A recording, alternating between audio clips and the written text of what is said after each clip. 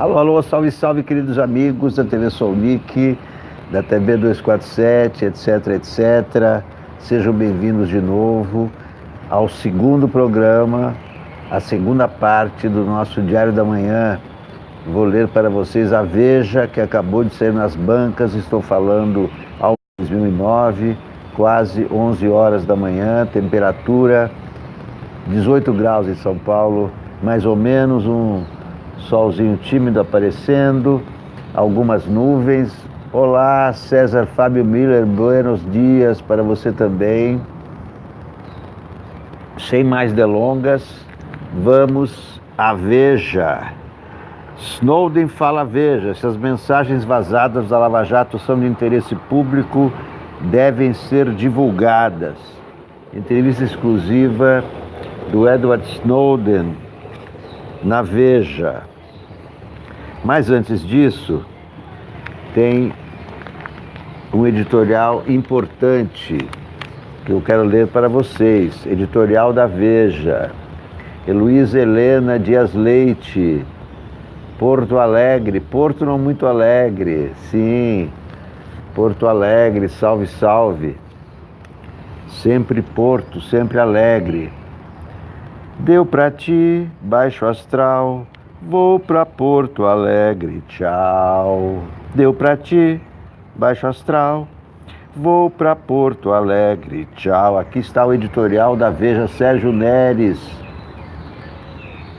Olá, Goiás. Até recentemente, diz o editorial da Veja, César Fábio Miller, a Argentina está chegando. Você está na Argentina, César?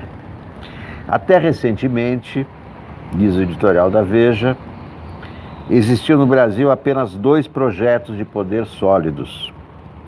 De um lado, o do PSDB, que governou o país entre 1995 e 2002, promovendo a estabilização da moeda e controlando a inflação. Do outro, o do PT, que ocupou a presidência da República por 14 anos, entre 2003 e 2016, dando destaque aos programas sociais que retiraram um contingente importante da população da linha da miséria. Durante mais de 20 anos, ainda que outras forças despontassem nos estados e na cena nacional, a política brasileira era basicamente uma alternância entre aquelas 2 legendas. Aí veio a Lava Jato e tudo mudou. A operação, que começou em um posto de gasolina em Brasília, se expandiu para crimes de corrupção na Petrobras. Resultado: primeiro destroçou o PT, depois alvejou o PSDB. A monumental desesperança com as forças políticas, até então dominantes, abriu caminho para a eleição de Jair Bolsonaro, considerado um novo nome, um nome novo, embora já tivesse 3 décadas, etc, etc. Apesar do pouco tempo no Olimpo Nacional, é inegável que o presidente eleito representa hoje uma corrente importante. Seus valores e frases são repetidos por milhares de seguidores nas redes sociais. Entre cabeçadas e defecções, o jovem movimento vinha até aqui caminhando em bloco nas questões fundamentais. É verdade que alguns generais caíram, olavistas perderam o emprego e apoiadores viraram inimigos. Nada disso, porém, representou uma ameaça tão grande à coesão do grupo quanto a cisão que hoje se forma no coração do bolsonarismo. A razão? Novamente a Lava Jato.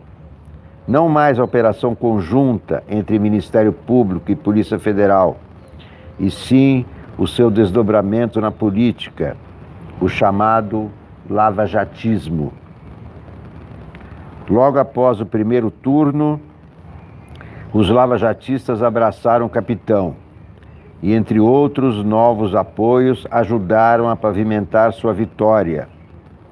8 meses depois, a despeito das constantes fotografias, do ministro com o presidente Bolsonaro, os estranhamentos são cristalinos. A briga que neste momento semeia discórdia entre os dois grupos gira em torno da CPI da Lava Toga e, é claro, em torno da busca e apreensão no gabinete do Coelho, Fernando Bezerra Coelho. Entretanto, os desencontros têm sido constantes. Da saída do COAF da pasta da Justiça, a indicação de Augusto Aras para a PGR. Em tom quase messiânico, os lavajatistas gostam de dizer que suas posições são uma espécie de guerra santa contra a corrupção. Na verdade, trata-se de uma disputa pelo controle do Estado, tendo como pano de fundo a eleição de 2022.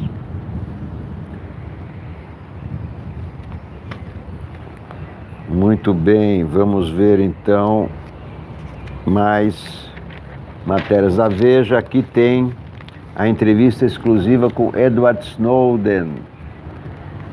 Olá, Júlio César Ribeiro Pereira, o campeão da TV Sounic, campeão de participações.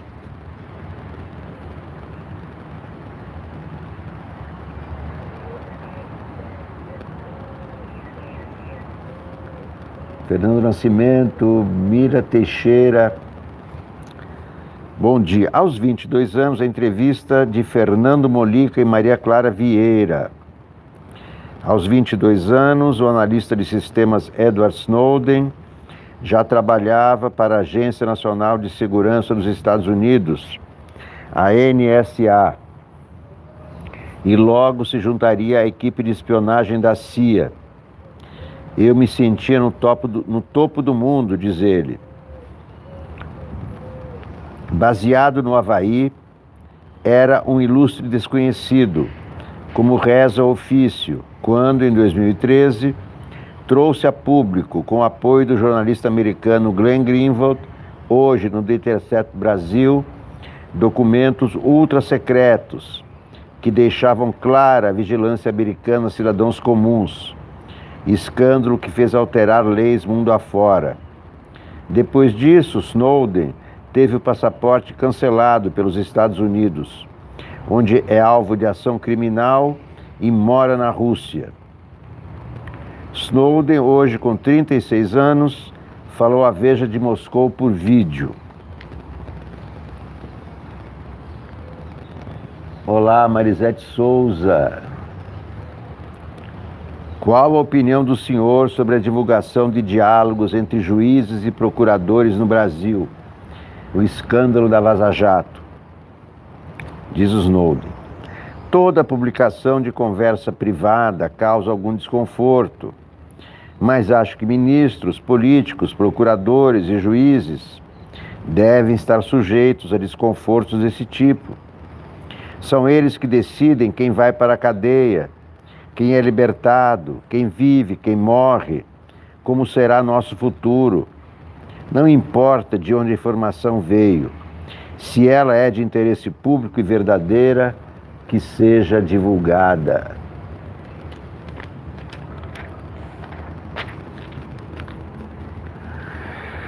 Mesmo ao custo de denúncias pesadas, o senhor, por exemplo, foi incriminado de traição nos Estados Unidos, ao ter revelado segredos de Estado.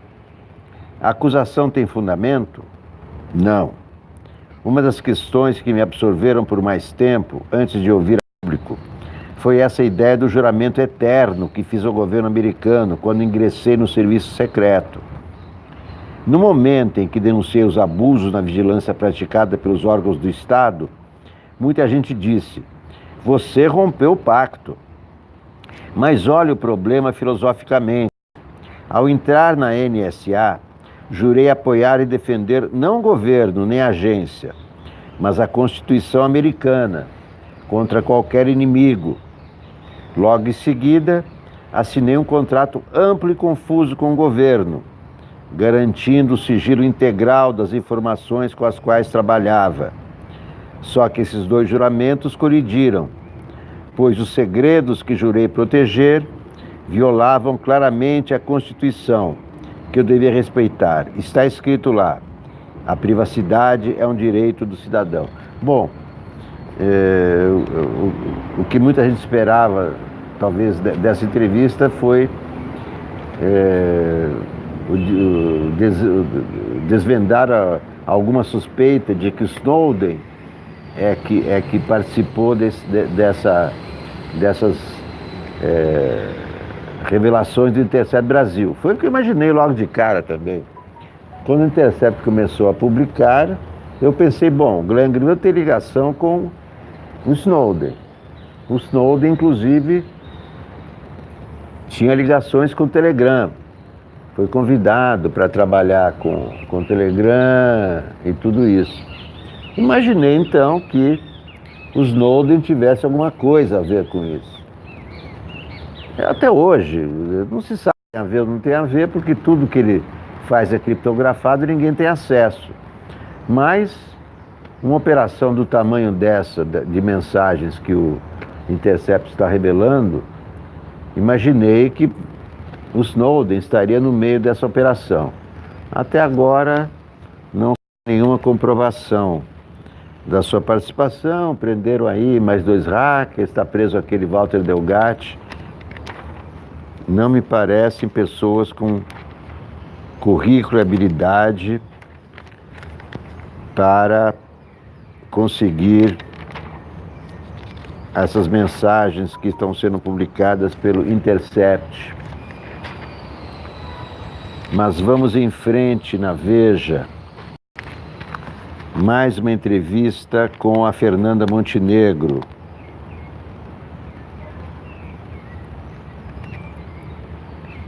Como chegamos ao ponto em que o Brasil está? Ela diz que estamos em um mato sem cachorro. Nas muitas décadas da minha vida, sempre havia uma esperança em cima do próximo momento, de determinados políticos, de alguma ideologia que nos faria ir em frente, otimistas. Isso acabou. Estamos em um mato sem cachorro. Essa devia ser a frase do título, a leitura da Veja. Por que chegamos a esse ponto? Acredito que a decomposição política no Brasil se deu a partir da liberação da reeleição presidencial. O presidente assume o poder já pensando nisso. Os governantes trabalham pelo próximo mandato, politizando a corrupção e acabando com as ideologias. A direita não é mais direita, a esquerda não é mais esquerda. Em outros países tem reeleição e nem por isso tem corrupção. Não sei qual é a relação entre reeleição e corrupção. Mas é a opinião da Fernanda. Como a senhora vê a situação da cultura no atual governo? É como se a arte tivesse virado um processo pornográfico, contaminado pela perversão. Tudo é pecado, a não ser que se faça algo relativo à vida de Cristo ou ao Antigo Testamento. O problema é que, sem cultura, um país fica sem personalidade. Teme que a censura volte? A censura já voltou, só não está sedimentada ainda. Minha geração passou por isso e nunca poderia imaginar que a esta altura da vida voltaria a ter essa sensação de esvaziamento existencial. Mas há algo de positivo aí, a resistência. Estamos gritando, nos posicionando, vamos sobreviver. E olha essa resposta, que inteligência, que inteligente. O que diria o presidente Bolsonaro caso encontrasse com ele? De dia, diria bom dia. De noite, boa noite. Palmas para Fernanda Montenegro. O que a senhora diria para o Bolsonaro caso encontrasse? De dia, diria boa noite. De noite, diria boa noite. E fim de papo. Brilhante, Fernanda Montenegro, a frase do dia. O que você diria para o Bolsonaro? De dia, diria boa noite. É como uma vez perguntaram, o que você espera do governo Bolsonaro? Eu respondi: eu espero que acabe logo. Eu espero que acabe logo, ainda espero que acabe logo. Aqui o necrológio do meu amigo Roberto Leal. O português Antônio Joaquim Fernandes apenas sonhava com a carreira musical, quando seu professor de canto lhe sugeriu, por razões inusitadas, a adoção de certo nome artístico. O aluno deveria se rebatizar de Roberto, porque estaria destinado a ser o Roberto Carlos dos portugueses. E a maior qualidade daquele menino aplicado e pontual nas aulas deveria ser destacada no sobrenome, Leal. O resto da história de Roberto Leal é familiar aos brasileiros. A partir dos anos 70, ele seria o maior embaixador da música de Portugal no Brasil. Fez imenso sucesso com canções como Arrebita e Bate o Pé, cujas coreografias animadas se tornaram obrigatórias em programas de auditório.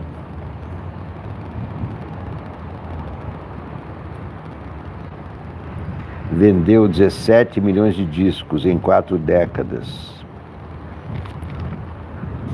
Vamos em frente na Veja. Sensacionalista. Briga entre Witzel e Bolsonaro faz consumo de pipoca crescer 500%. Produtores de pipoca comemoram o crescimento vertiginoso nas vendas na última semana. Tudo porque o novo passatempo da população é assistir à briga entre o presidente Jair Bolsonaro e o governador do Rio, Wilson Witzel. Tudo começou após Witzel declarar em entrevista que gostaria de ser presidente. Já tem muita gente querendo puxar o meu tapete. Vai ter de entrar na fila, teria declarado Bolsonaro. Witzel garante que não é nada pessoal e que apenas quer trocar o Palácio Guanabara pelo Palácio do Planalto, porque todo mundo que morou ali antes dele foi preso e o lugar dá um azar desgraçado.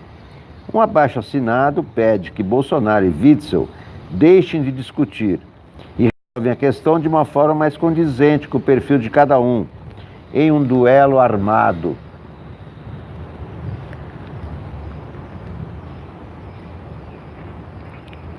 Mais agrotóxicos, mínimo abaixo da inflação e cortes na saúde são para cidadão encontrar Deus mais cedo, diz o governo. Em mais uma prova de seu compromisso com a religiosidade, o governo Bolsonaro divulgou novas medidas para acelerar o reencontro dos irmãos e irmãs do Brasil da nova era com o Criador. Mais 63 agrotóxicos foram liberados nos últimos dias, chegando a 325 pesticidas neste ano. O governo estuda também alterar a Constituição para que o salário mínimo seja corrigido abaixo da inflação. E o Ministério da Saúde quer cortar 393 milhões de reais em vacinas em 2020. E isso sem falar no congelamento de gastos em saúde, por 20 anos, da PEC do teto. A migração de brasileiros para o outro mundo deverá ser tão intensa que São Pedro está sendo pressionado para construir um muro em volta do paraíso. A ditadura da Venezuela tomou um caminho parecido e fomos inundados por venezuelanos nos últimos anos, disse o morador. Caiu muito o preço das nuvens. Petistas ficam milionários com a Mega Sena e se filiam ao Partido Novo.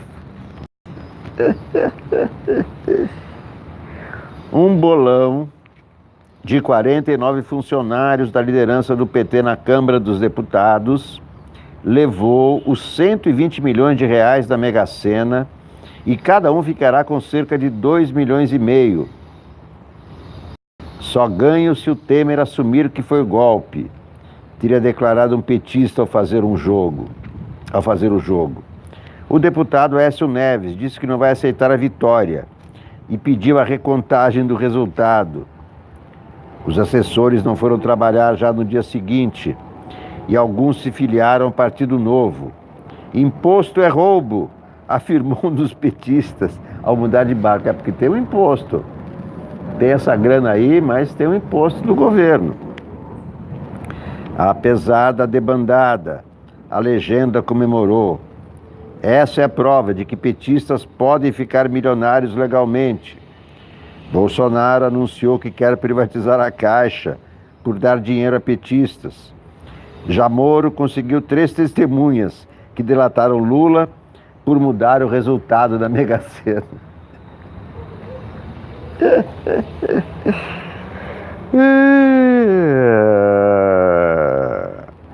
Uma ideia simples e genial para salvar a Amazônia. Ambientalistas sugeriram mudar o nome da floresta para Fundo Eleitoral.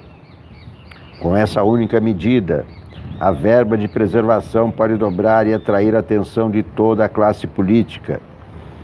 O dinheiro público investido em campanhas poderá passar de 1 bilhão e 700 milhões para 3,7 bilhões, com o apoio do governo. Acreditamos que assim os políticos vão acompanhar com grande interesse. Disse-nos autores da proposta. Os ecologistas acreditam que a ideia vai prosperar porque muitos políticos já se preocupam com o verde, do dólar. Também vamos salvar os macacos velhos, afirmou outro ecologista. Bom, não deu para dar muita risada nesse sensacionalista, né?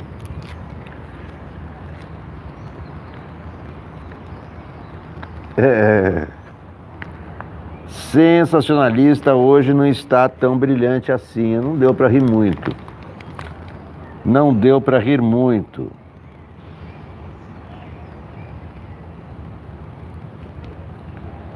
Radar, coluna radar. Vamos ver se tem uma coisa interessante, nova, empolgante no radar. Jair Bolsonaro está diante de uma tremenda saia justa internacional. Isso é verdade, não é sensacionalista. Como chefe de Estado brasileiro, cabe a ele, em parceria com o presidente de Portugal, assinar o diploma e pagar metade dos 100 mil euros oferecidos pelo Prêmio Camões de Literatura ao vencedor. O problema é que o laureado deste ano é ninguém menos que Chico Buarque, amigo de Lula. As 3 vias do diploma, já firmadas pelo mandatário português, estão em Brasília à espera do autógrafo de Bolsonaro.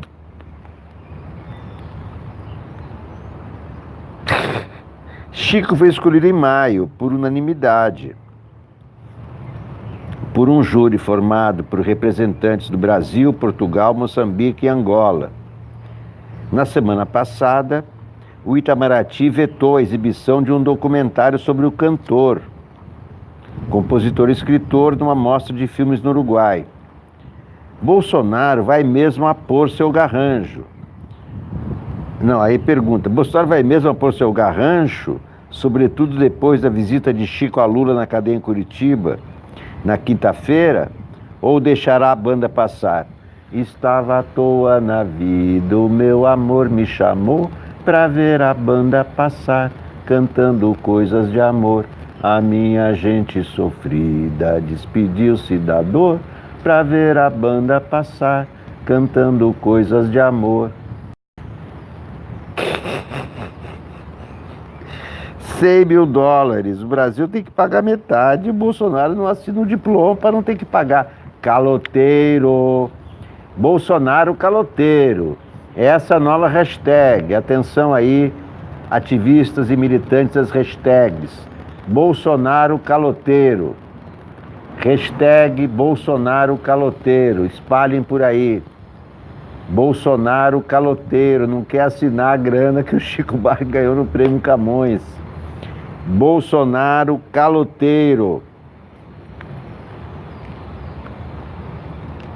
Na cirurgia para correção de uma hérnia no abdômen, Bolsonaro prejudicou sua recuperação por causa de um péssimo e conhecido hábito, interrompido apenas pelas mensagens no celular: falar demais.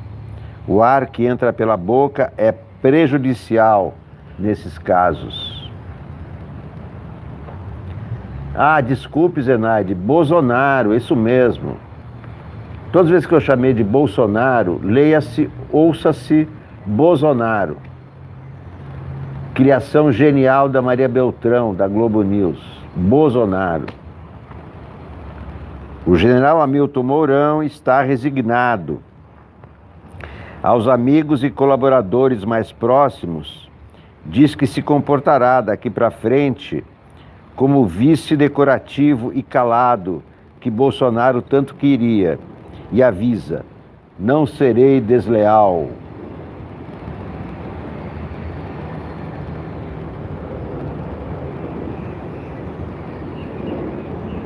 Tan, tan, tan, tan, tararararara, tan, tan.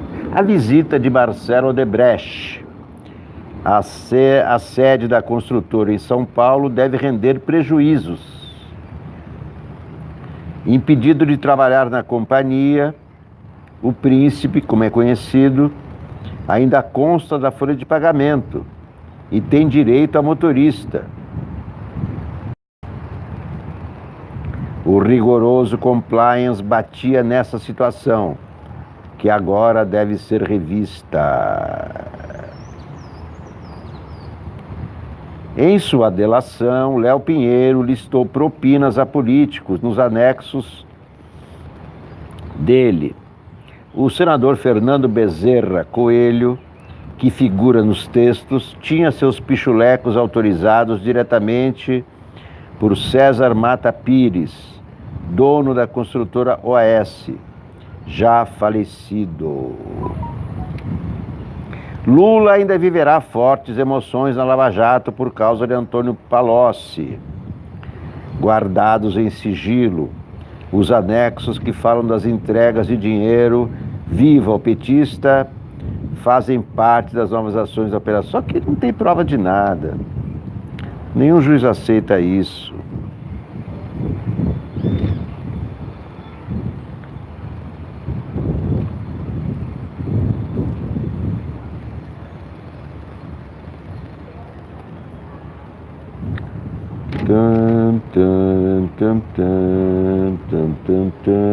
Nada mais.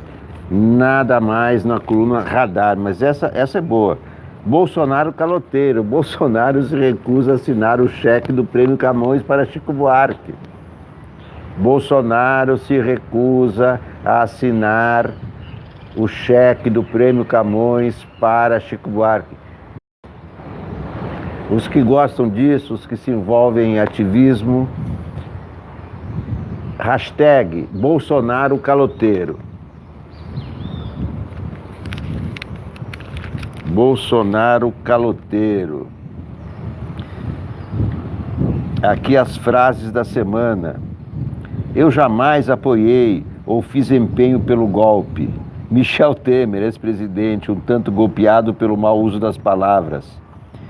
Temer cometeu novo ato de sincericídio ao falar sobre o golpe. Dilma Rousseff, comentando a escorregadela de seu ex-vice.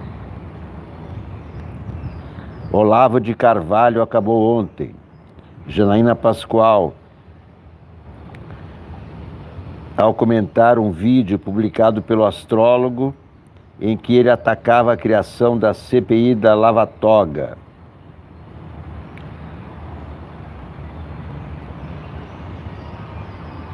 Vamos imaginar que essa gente estivesse no Poder Executivo. O que eles fariam? Certamente fechariam o Congresso, fechariam o Supremo. Gilmar Mendes, indagado sobre a postura dos procuradores da Lava Jato.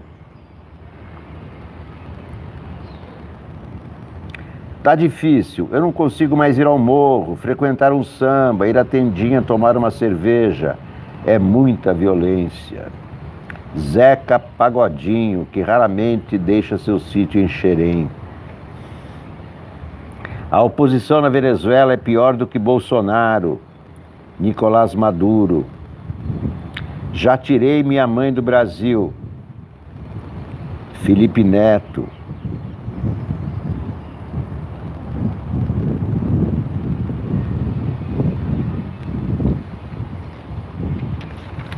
Maite Proença. Psicopatas têm atração por mim. Sou um poço de carência. Olha aqui, a Maite Proença. Psicopatas têm atração por mim.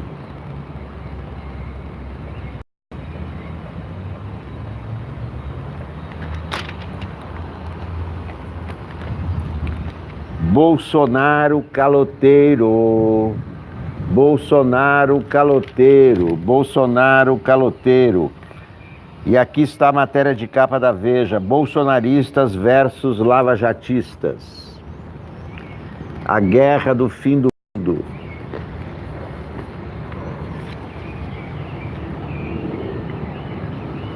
Aquela em que um mata o outro e os dois se acabam.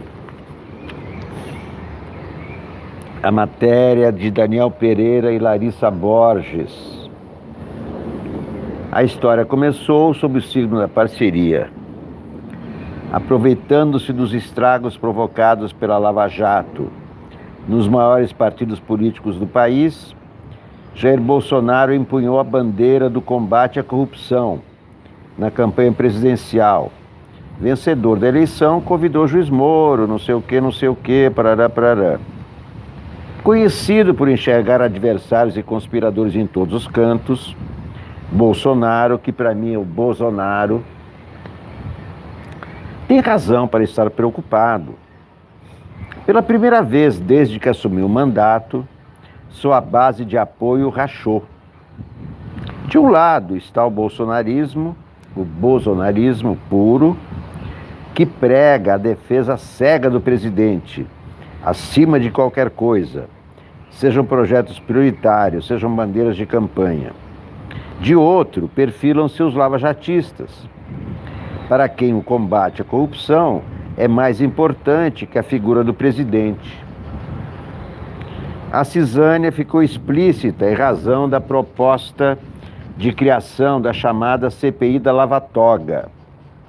Sob a batuta do guru Olavo de Carvalho, os bolsonaristas puros passaram a pregar contra a CPI, alegando que a comissão poderia prejudicar a governabilidade e a relação entre o executivo e o judiciário.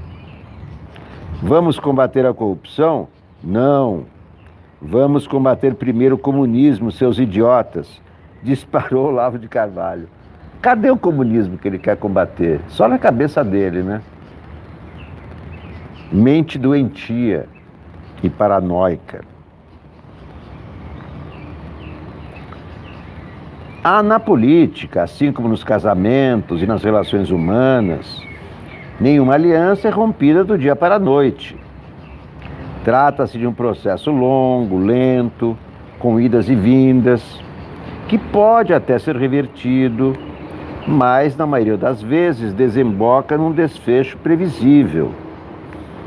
O que impulsiona esse desgaste é a diferença de estilos, a famosa incompatibilidade de gênios e de objetivos. No caso de Bolsonaro e Moro, a origem da discórdia foi a tentativa de blindagem em relação aos problemas do senador Flávio Bolsonaro. Desde o início do caso, o presidente esperava um gesto público de Moro em solidariedade ao senador, o que nunca aconteceu.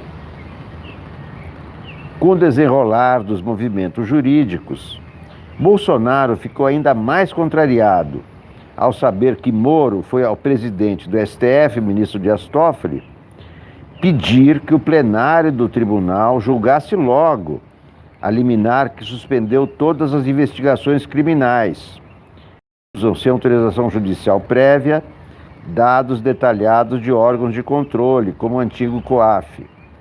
O mais notório beneficiado pela liminar de Toffoli foi exatamente Flávio Bolsonaro. O mal-estar entre chefe e subordinado nessa questão de interesse familiar, tema muito caro ao presidente, deflagrou uma série de decisões administrativas, todas destinadas a fortalecer o clã Bolsonaro e enfraquecer Moro. Com o aval do presidente, O Congresso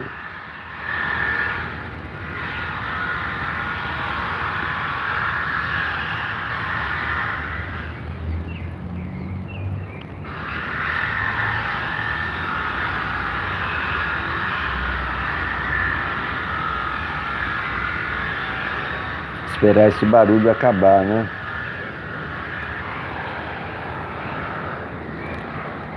Com o aval do presidente, o Congresso tirou o antigo COAF do guarda-chuva do Ministério da Justiça.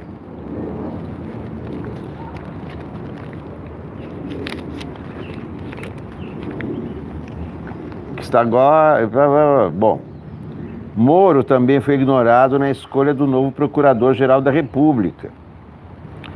Desde o início do governo, ele vinha sendo aconselhado a mapear possíveis candidatos para o cargo. O ministro tinha preferência pública por Vladimir Aras e não Augusto Aras. Mas disse que aguardaria a formação da lista tríplice. O ex-juiz acreditava que teria papel decisivo da indicação e chegou a afirmar reservadamente que o provável PGR Augusto Aras não era um bom nome. O presidente ignorou solenemente sua opinião.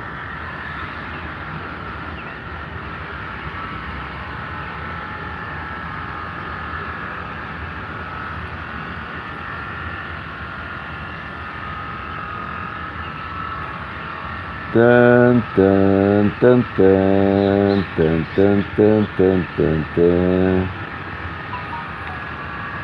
Que barulhinho chato, hein? Que barulhinho chato. Nos casamentos em crise, o comportamento em público muitas vezes busca esconder os problemas sérios que ocorrem na intimidade. Na política, admitem-se também essas relações de conveniência, pois pega mal lavar a roupa suja diante dos outros. Lavo a louça todo dia lá na pia, se isso é coisa para vice eu não sabia. Enquanto o embate entre bolsonaristas puros e lavajatistas se desenrola, Bolsonaro e Moro se empenham em demonstrar harmonia quando estão sob os holofotes.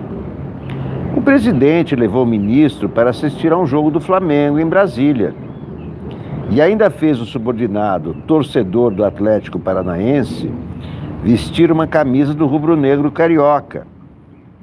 No último dia 15, foi a vez de Moro forçar a barra, ao visitar Bolsonaro no hospital. O presidente havia proibido visitas de auxiliares. Moro insistiu. Foi então que a esposa do ministro, a advogada Rosângela Moro, entrou em contato com a primeira-dama Michele Bolsonaro, que derrubou a resistência à cortesia. Agora está explicado. Bolsonaro não queria visita, Moro insistiu. A mulher mandou a mulher falar com a mulher do Bolsonaro. O encontro entre os quatro foi registrado numa foto, divulgada tanto pelo ministro como pelo presidente.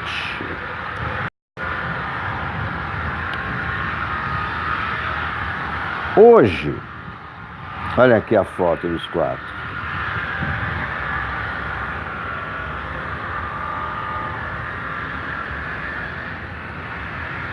Bolsonaro proibiu visitas, Moro insistiu e mandou a mulher ligar para a mulher do Bolsonaro. Foi assim que ele foi ao hospital. Mandou a conja falar com a conja do Bolsonaro. Hoje, a dupla vive uma relação de interdependência compulsória, tal qual o casamento em que as partes não se separam, porque a situação financeira ficaria insustentável. O presidente até gostaria de demitir Moro, mas perderia uma base importante de apoio, no momento em que sua popularidade vem diminuindo. Segundo pesquisa Datafolha, a aprovação a Bolsonaro caiu de 33% para 29% entre julho e agosto, enquanto a reprovação aumentou de 33% para 38%. Lembrem-se que ele foi eleito com 39% dos votos e agora está com reprovação igual aos votos que teve. No mesmo período, a aprovação de Moro passou de 52% para 51% e a reprovação de 20% para 19%.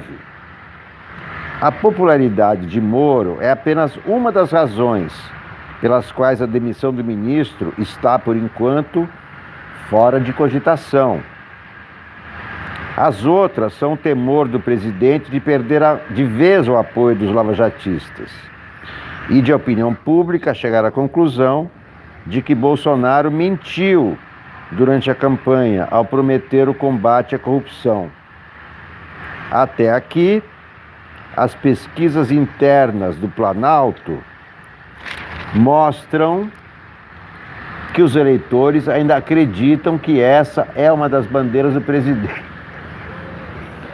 As pessoas acreditam mesmo que o combate à corrupção é uma das bandeiras de Bolsonaro quando ele fica defendendo o filho dele, envolvido em corrupção até o pescoço, fica impedindo investigações. As pessoas ainda acreditam nisso. Como tem gente crédula no Brasil.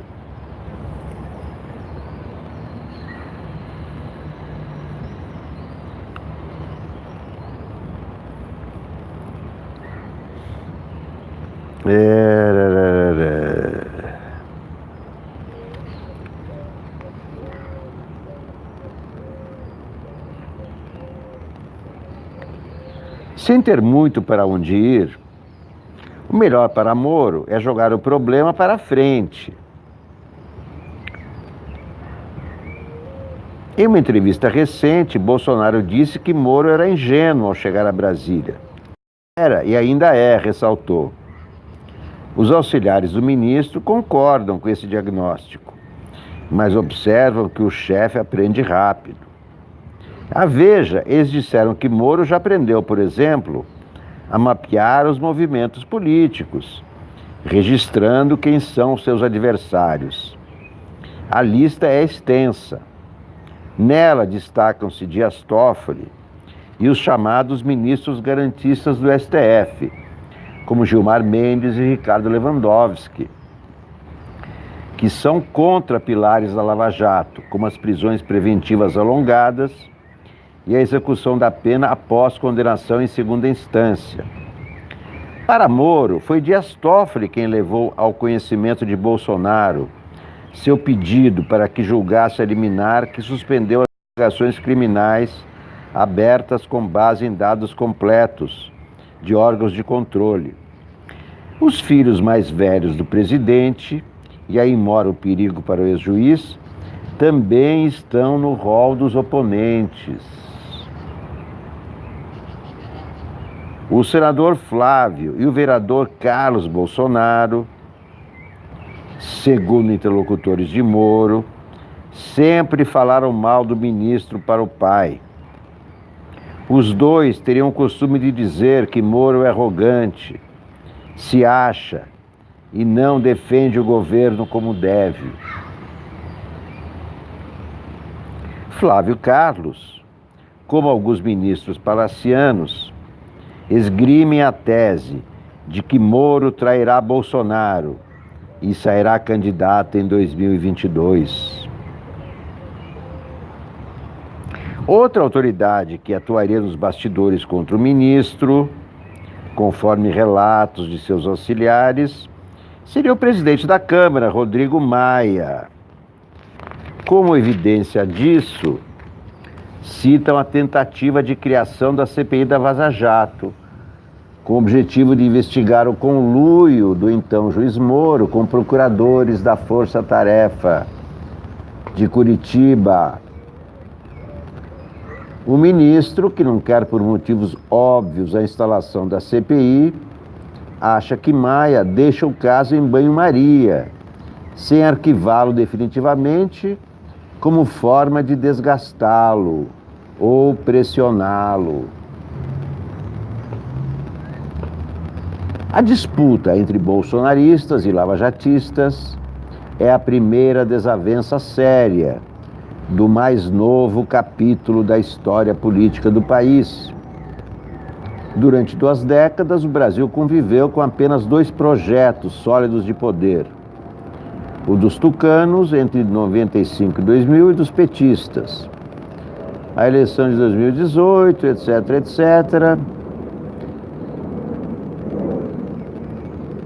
A Lava Jato foi fator decisivo nesse processo da ascensão de Bolsonaro, revelando os casos de corrupção que implodiram primeiro o PT, depois o PSDB. Foi ela que pavimentou o caminho para a vitória de um outsider como Bolsonaro. E o Moro foi premiado com um ministério. Era uma vez um Moro mau que resolveu virar alguém, mas era um Zé Ninguém e apostou, mas logo se encrencou. Bolsonaro convidou e ele logo aceitou um baita ministério, o que era um despautério, mas Moro escutou Bolsonaro avisar: só vai pro STF se fizer o que eu mandar.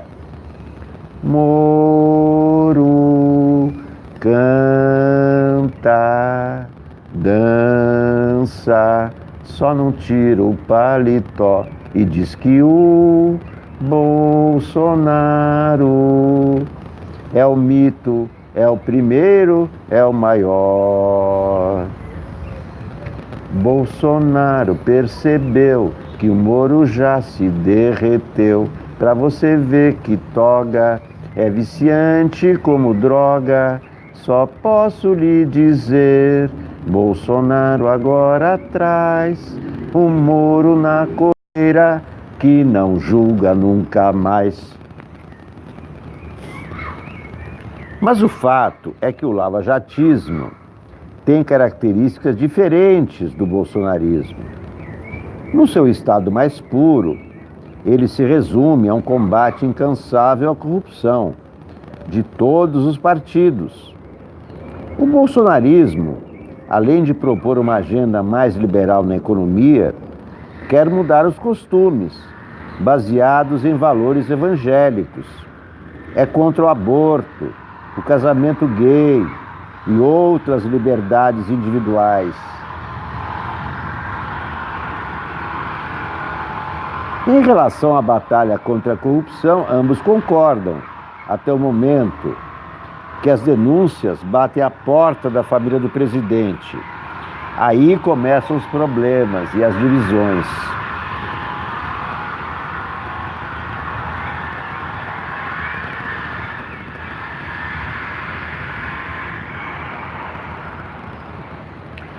Tudo fica maior, evidentemente, quando, de forma prematura, o ocupante do Palácio do Planalto passa a mirar, há 3 anos do pleito, a eleição de 2022. Já para reservar o lugar. Olha, eu tô aqui, 22, hein? Não vem ninguém. Não vem que não tem. Bolsonaro, que dizia não querer disputar um novo mandato, volta-se contra todos que demonstram desejo de chegar à presidência. Por enquanto, são poucos os pré-candidatos especulados. João Dória, Wilson Witzel e tal. Tão logo os dois deixaram claras suas ambições, o presidente passou a atacá-los.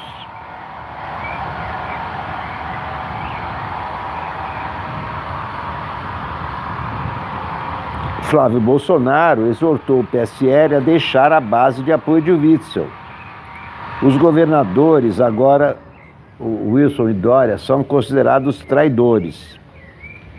E o presidente costuma ser implacável com quem ele considera desleal. Moro ainda não é enquadrado nessa categoria, mas é certo que, se decidir pela própria candidatura presidencial, passará imediatamente à condição de inimigo. A Veja, o líder do PSL na Câmara, deputado delegado Valdir, fez o seguinte diagnóstico: o Moro tem uma bancada maior que a do governo. Ele tem mais credibilidade que o presidente porque é um herói nacional. Colocou na cadeia um presidente da República, governadores, parlamentares e os maiores empresários do país.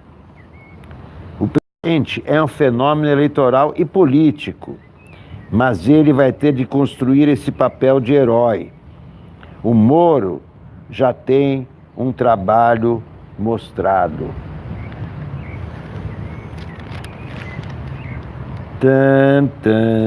Bom, o que tem de mais importante na Veja é que Bolsonaro se recusa a assinar o cheque do Prêmio Camões para Chico Buarque. Essa é a manchete. Bolsonaro caloteiro, hashtag Bolsonaro caloteiro. Bolsonaro se recusa a assinar o cheque do Prêmio Camões para Chico Buarque. Mais alguma coisa na Veja, já que eu comprei? Vamos ver aqui. Judiciário.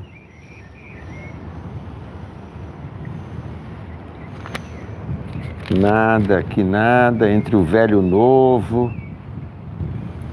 Governador mineiro Romeu Zema recua em promessas e aposta todas as suas fichas em um plano de recuperação que inclui a venda de estatais para tirar o estado do buraco. Vejam a situação dos funcionários públicos de Minas Gerais.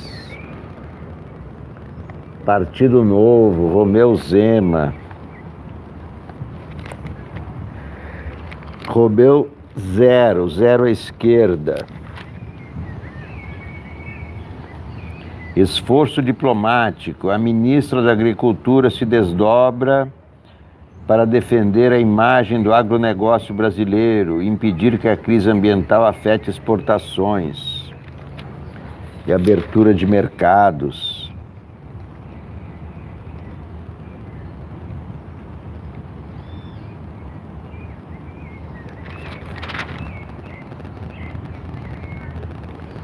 O Muro da Vergonha. Movimento internacional quebra tabu dentro do judaísmo ao denunciar religiosos suspeitos de pedofilia em vários países, inclusive o Brasil.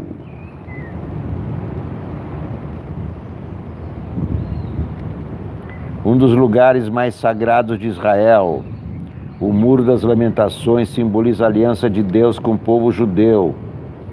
Ele é o que restou do chamado Segundo Templo de Jerusalém, ali na estrutura formada por pedras de calcário. Fiéis rezam todos os dias e visitantes costumam colocar nas suas brechas mensagens escritas. Uma campanha em curso na internet faz uma alusão a esse marco, mas dentro de um contexto muito diferente. No lugar da reverência espiritual, a ideia é simbolizar a mácula por atos que não podem mais permanecer nas sombras. Criada em 2014 por uma ONG em Nova York, nos Estados Unidos, a página Wall of Shame, Muro da Vergonha, já catalogou 109 judeus acusados de pedofilia ao redor do mundo. O movimento é uma tentativa pioneira de fazer com que lideranças da religião comecem a enfrentar o problema. O único brasileiro na lista do Muro da Vergonha, Moisés Marcos Aschendorf, FX, vive em São Paulo. Em 2017, ele foi preso por tentativa de assédio ao menino de 11 anos e responde em liberdade a processo por aliciamento de menor. Que vergonha, que horror, que horror. Pode ser judeu, católico ou árabe. Pedofilia é um horror, é o horror dos horrores. Como é que se abusa sexualmente de crianças que nem sabem o que é o sexo? Isso é uma covardia, isso é uma tortura, isso é um crime hediondo. Pode ser judeu, pode ser católico, pode ser ateu. É sempre um crime hediondo.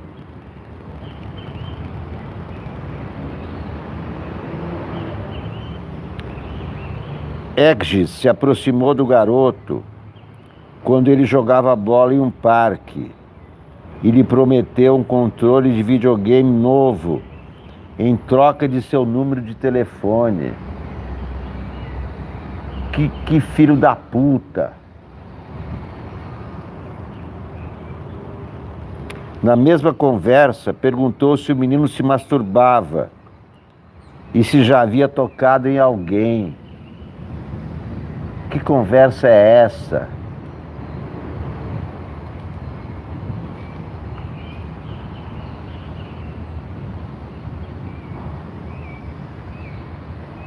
Esse cara é rabino. Desconfiado, o menino deu contato do celular da mãe, mas foi seu padrasto quem começou a trocar mensagens com Esques, fazendo-se passar pela criança.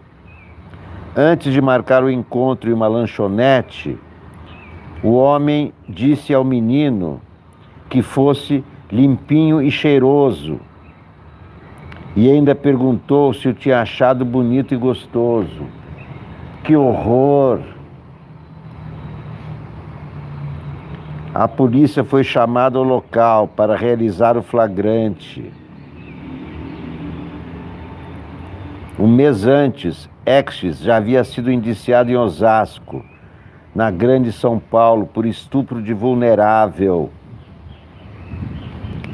Que horror, que absurdo. Além do caso de pedofilia envolvendo Esques, tramita ação criminal no Brasil contra o rabino Ivan Uderman, que é acusado de abuso sexual infantil. A denúncia partiu de sua ex-mulher e a vítima é o filho do casal, na época com 4 anos.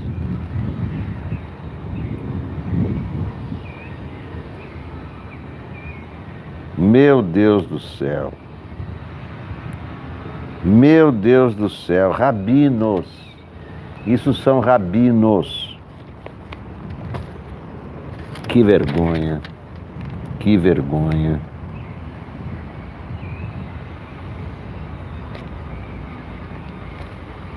Que vergonha, que horror.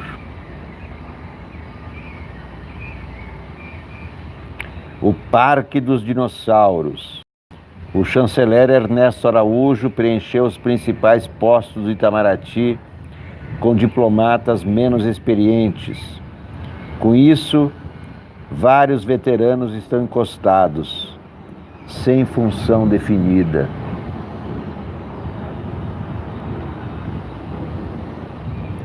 Dezesseis diplomatas estão no ostracismo e a maioria não sabe direito como foi parar nessa situação e se ainda tem alguma chance de obter um posto de verdade no ministério.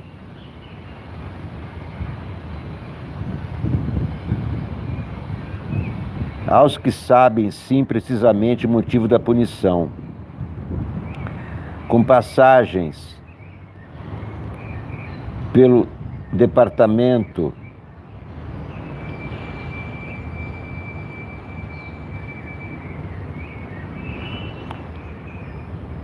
Departamento de Escadas e Corredores, é a sigla que identifica o ostracismo, né? Paulo Roberto de Almeida chegou a ser reabilitado no governo Michel Temer, quando foi promovido a embaixador. mas viu-se deslocado neste ano para a divisão de arquivo, no segundo subsolo do anexo 2 do Itamaraty.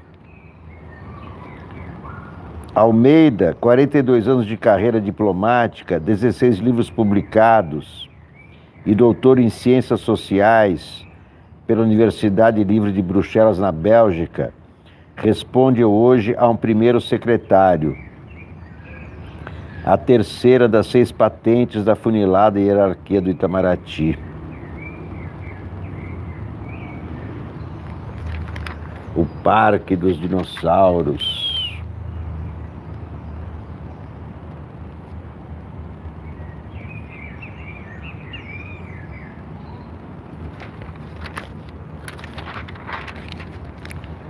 Futuro incerto. Pela primeira vez em uma década, Netanyahu não sai vencedor de uma eleição em Israel. Ele tem 3 processos nas costas e seu cargo parece ameaçado. Bibi. Bibi, Bibi, Bibi.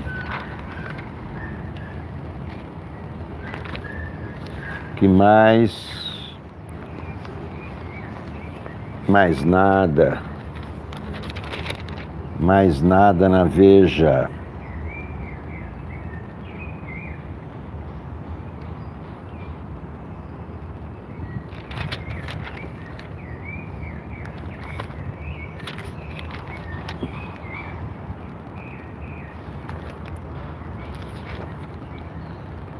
Tan, tan, tan, tan, tan, tan, tan, tan, tan, tan. Onde há fumaça, há fogo. As mortes e os casos graves associados aos cigarros eletrônicos levantam um alerta mundial sobre os riscos dos vaporizadores. Sucesso entre os jovens. Cuidado com os vaporizadores.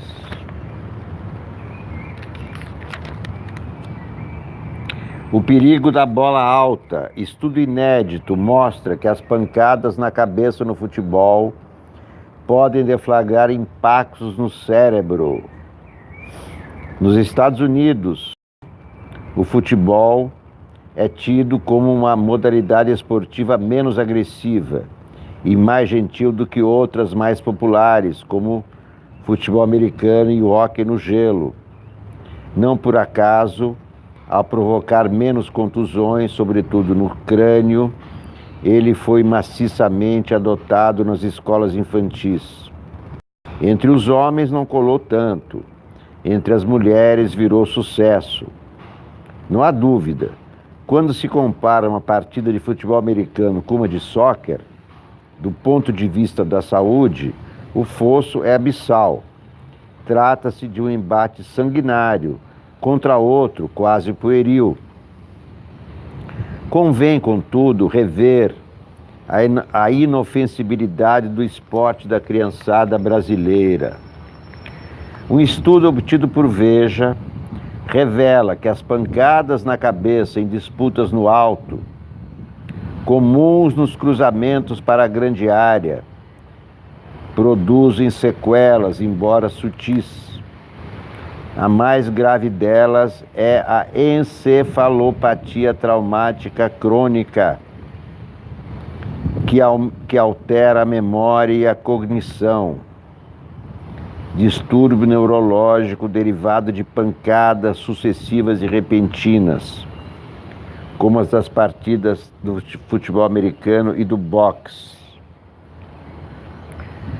Precisamos proteger os jogadores de futebol da infância à idade adulta para evitar as concussões cerebrais, diz o médico neurologista Renato Anginá. Foram acompanhados no levantamento 26 jogadores de futebol aposentados com idade média de 60 anos. Eles realizaram uma bateria de exames, ressonância magnética e tomografia, para avaliar a imagem e a função do cérebro. Trará, trará, trará, trará. Bom,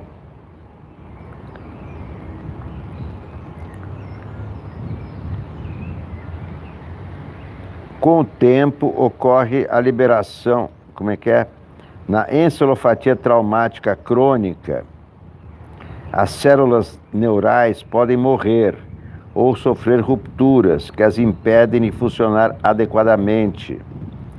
Com o tempo, ocorre a liberação de uma proteína, tau, encontrada no interior dos neurônios. 2 horas depois da pancada, ela é depositada no cérebro e lá permanece por cerca de 3 meses.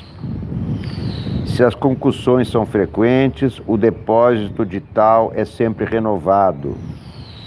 Os sintomas começam com uma diminuição discreta da memória e da atenção.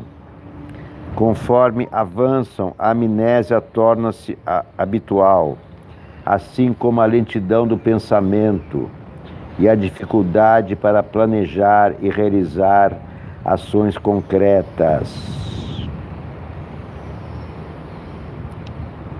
Foi essa a história do zagueiro Ideraldo Luiz Bellini. Durante 16 anos, até sua morte, ele foi tratado como se tivesse Alzheimer. Exames posteriores identificaram a ETC, fruto do choque com outras cabeças. Houve quem desconfiasse do contato frequente com bolas mais duras, as do passado, feitas de couro, e que se encharcavam em dias de chuva, possibilidade depois descartada. O ruim mesmo é bater osso com osso. Eu também achava que cabeçada na bola já era terrível, mas o pior, claro, é cabeça com cabeça. Cabeça com cabeça.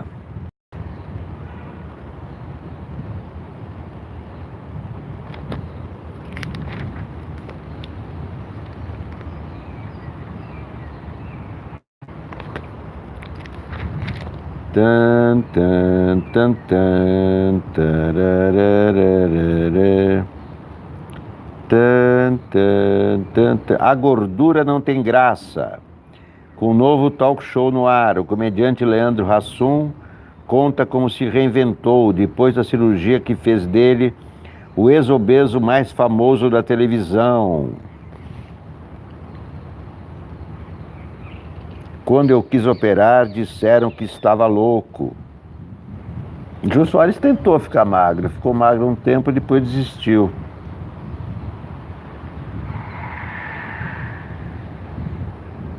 Minha barriga era um grande personagem. Agora não posso crer que quase 30 anos de carreira se constroem sobre um pedaço de carne. Se você bota um gordo dançando, já tem 50% da piada. Mas o efeito dura 1 minuto. Ninguém sustenta um filme ou uma peça com a barriga. Se gordura tivesse graça, era só ir ao açougue e rir de uma picanha. Meus queridos amigos, muito obrigado por assistirem à 2ª hora do programa de hoje. Eu volto com vocês logo mais à tarde. Muito obrigado a todos, a bateria está acabando. Tchau!